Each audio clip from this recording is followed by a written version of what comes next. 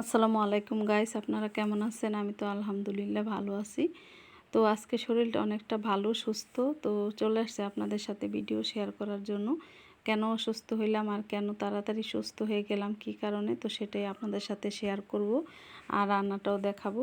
তো আমি আগে কি রান্না করব সেটা আপনাদের সাথে শেয়ার করি। এখানে বেগুন ভাজবো, তাল বেগুন নিয়ে নিছি। এটা হচ্ছে তাল বেগুন বলে, অনেক বড় সাইজের যে গোল বেগুনটা সেটাকে তাল বেগুন বলে। তো বেগুন নিয়ে নিছি। এই বেগুনটা আমার মেয়ে বেগুন ভাজা খেতে অনেক পছন্দ করে এই বেগুনটা। তো রাত্রে ওর বাবা যখন বেগুন আনছিল দেখেই বলতেছিল যে আম্মু আমার বেগুন ভাজা এখনই খেতে ইচ্ছে করছে, মানে অনেক খুশি হয়েছিল। তো রাত্রেবেলা এই জন্য ও আর করে খায়নি, বলছে কালকে খাবে। তো আর বলছিল সাথে একটু চিংড়ি মাছের ভর্তা করে দিতে আর হচ্ছে খুদের ভাত রান্না করে দিতে। তো আমি রান্নার ফাঁকে হচ্ছে পাশের চুলায় সেটা করে দিছি, সেটা অফ ক্যামেরাতে, সেটা আর আপনাদের সাথে শেয়ার করিনি।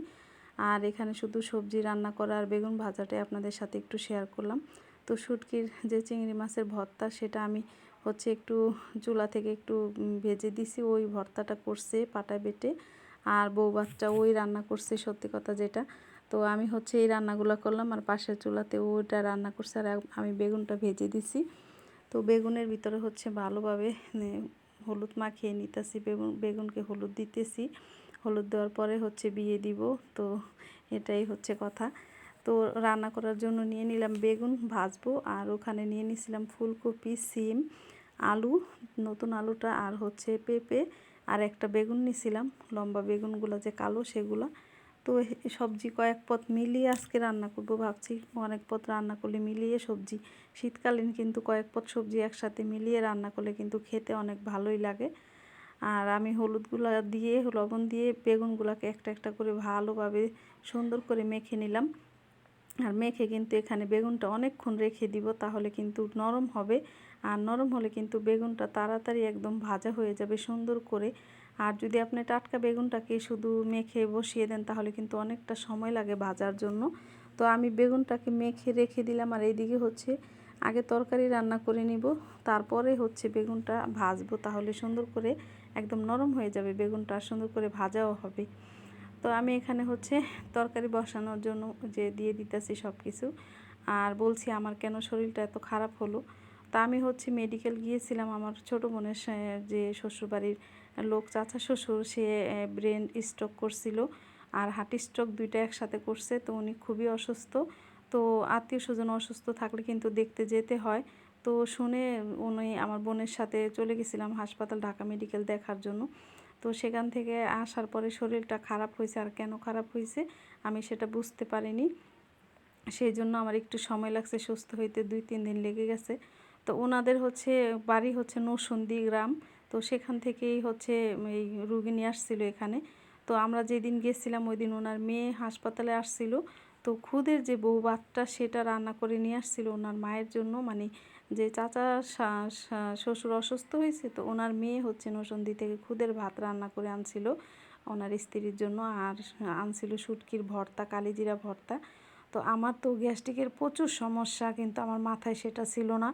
তো উনি আমাকে খুব রিকোয়েস্ট করছিল যে একটু খাও, আমরা হয়তো আস্তে আস্তে অনেকটা বিকাল হয়েছিল। তো উনি অনেকটা রিকোয়েস্ট করতেছিল, উনি খাচ্ছিল, তো আমাকে রিকোয়েস্ট করছে, আমার বোনকেও খুব রিকোয়েস্ট করতেছিল। তো উনি হচ্ছে হাতের নখমোলা দিয়ে আমাকে একটু দিছিল যে খাও। তো খাওয়ার পরে আমি বুঝতে পারিনি যে এই কালিজিরা ভর্তাতে কিন্তু প্রচুর গ্যাস আছে, আর আমি সেটা বুঝিনি। তো কালিজিরার ভর্তাটা একটু মজা লাগছিল আমার কাছে, আমি বেশি করে খাইছিলাম। তারপরে বাসায় আসার পরে আমার রাত্রে থেকে আমার শরীর ব্যথাটা প্রচণ্ড শুরু হয়েছে, আর পেটে আর কোমরে বেশি ব্যথা করছিল। আমি বুঝতে পারিনি যে এতটা ব্যথা শরীরে। আমি ভাবছি যে আমার তো গ্যাস্ট্রিক হলে সবসময় বুকে ব্যথা করে, তো আমি ওষুধ খাইলে ঠিক হয়ে যায়, কিন্তু আমার তো ওই দিন বুকে ব্যথা করেনি। আমার পায়ের তলি থেকে শুরু করে মাথা পর্যন্ত এত ব্যথা ছিল, আর কি বলবো, অনেক ব্যথা। তো আমি হচ্ছে বাসায় দুপুরে, তারপরের দিন দুপুরে আমি হচ্ছে ভাত খাইছি। খাওয়ার পরে আমি হচ্ছে নাপা ট্যাবলেট খাইছিলাম একটা। তো নাপা ট্যাবলেট আমার খাওয়া নিষেধ, সেটা খেলে আমার বুকে অ্যাকশন করে, চাপা দেয়। তো আমি ভাবতে পারিনি, আমি ভাবছি যে বড়া পেটে খেলে কিছু হবে না। তো নাপা ট্যাবলেটটা খাওয়ার পরে আমার বুকে প্রচণ্ড ব্যথা করছিল। তো আমার মেয়ে হচ্ছে আমাকে ফুল পাওয়ারের একটা গ্যাস্ট্রিকের ওষুধ খাইয়ে দিছে, তারপরে আমার বুকের ব্যথাটা কমে গেছে। কিন্তু শরীরের যে ব্যথাটা আর পেটের যে ব্যথাটা সেটা কিন্তু কমেনি। তারপরে হচ্ছে বুঝতে পারিনি যে এতটা ব্যথা। তো আমি ভাবছি এমনি ঠিক হয়ে যাবে, এমনিতেই ব্যথা, হয়তো ভাইরাস। তারপরের দিন হচ্ছে ওর বাবা বলছিল ওষুধ আইনা দিতে, আমি নিষেধ করছিলাম যে না ওষুধ লাগবে না, আমি এমনিতে সুস্থ হয়ে যাবো, এটা এমনি ভাইরাস। তারপরে সে হচ্ছে পরের দিন বাসায় আসছে, আইসা দেখে আমাকে আরও বেশি শরীর খারাপ হয়ে গেছে, কথা বলতে পারি না। তারপরে উনি ওষুধ আনছে, আইনা আমাকে গ্যাস্ট্রিকের যে পাওয়ারফুল যে ট্যাবলেটটা সেটা খাওয়াইছে, খাওয়ানোর পরে আমার ব্যথাটা অনেকটা কমে গেছে। তো আল্লাহর রহমতে আমি হচ্ছে 2-3 বার ওষুধটা খাইছি, গ্যাস্ট্রিকের ওষুধটা খাওয়ার পরে আমার শরীরটা এখন আল্লাহ দিলে অনেকটা সুস্থ। তো গ্যাস্ট্রিক থেকে যে শরীরে পুরা শরীর ব্যথা হইতে পারে আমি এটা ভাবতে পারিনি, এই প্রথম দেখলাম। তো যাই হোক আল্লাহর রহমতে আর আপনাদের দোয়ায় ভালোবাসায় আমি অনেকটা সুস্থ হয়ে গেছি এখন। তো তারপরে রান্না করতে আজকে আমি রান্না করলাম, কালকে তো বিছানা থেকে একদম উঠতে পারিনি, আমার মেয়েই সব কিছু করছে। মেয়ে থাকলে অনেকটা উপকার, কি বলবো, মেয়ে মেয়ে পাশে থাকা মানে নিজের অনেকটা শরীর মানে রেস্ট পায়। তো মেয়ে হচ্ছে রান্না বান্না করছে, ঘরের সমস্ত কাজ আমার মেয়ে করছে। তো আমার মেয়ের জন্য সবাই দোয়া করবেন, ও যেন এইভাবে সবসময় সুস্থ থাকে, ভালো থাকে। আর আপনারাও ভালো থাকবেন, সুস্থ থাকবেন, দোয়া করি। আর আমার রান্নাটা ভালো লাগলে একটু শেয়ার করে দিবেন ভিডিওটা, কমেন্ট করবেন।